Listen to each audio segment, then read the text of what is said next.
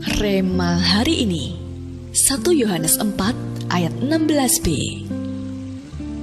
Dan barang siapa tetap berada di dalam kasih, ia tetap berada di dalam Allah dan Allah di dalam dia.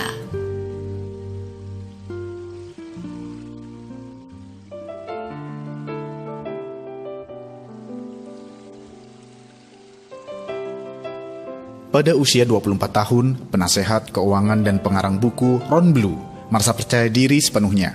Ia memiliki gelar MBA dan sertifikat CPA, Certified Public Accountant, dan satu jabatan bergengsi di satu kantor CPA terbesar di dunia di New York.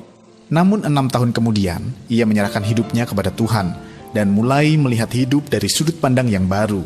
Suatu kali, ia memutuskan mendirikan kantor penasihat keuangan dan hendak meminjam uang di bank sebesar $10.000. Namun tiba-tiba ia merasa kalau Tuhan tidak mengizinkan. Dengan segera ia batal meminjam uang tersebut.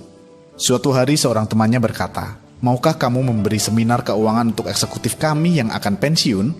Mendengar hal tersebut, Ron Blue menyanggupinya. Tidak disangka, perusahaan itu membayar $6.000 dan untuk 4 kali seminar akan ditambahkan $1.000 setiap seminarnya. Luar biasa, Ron memperoleh $10.000 tanpa harus berhutang.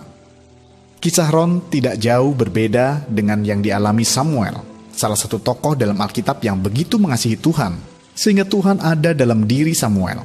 Musuh yang tadinya selalu mengancam, akhirnya tidak berani menyerang Israel lagi. Selama hidup Samuel, Tuhan sendiri yang berperang melawan Filistin. Bahkan Tuhan membuat Filistin tidak berkutik selama hidup Samuel. Kota-kota yang sempat hilang bisa direbut kembali.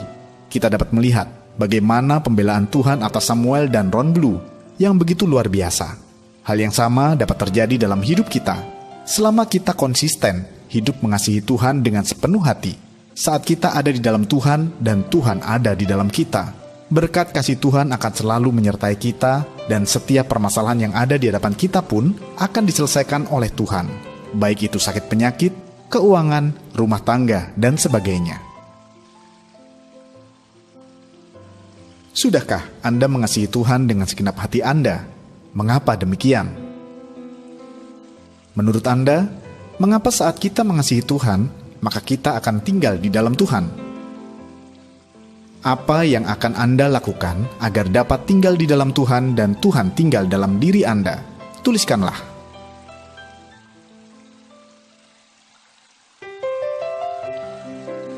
Tuhan Yesus, kami begitu mengasihi-Mu.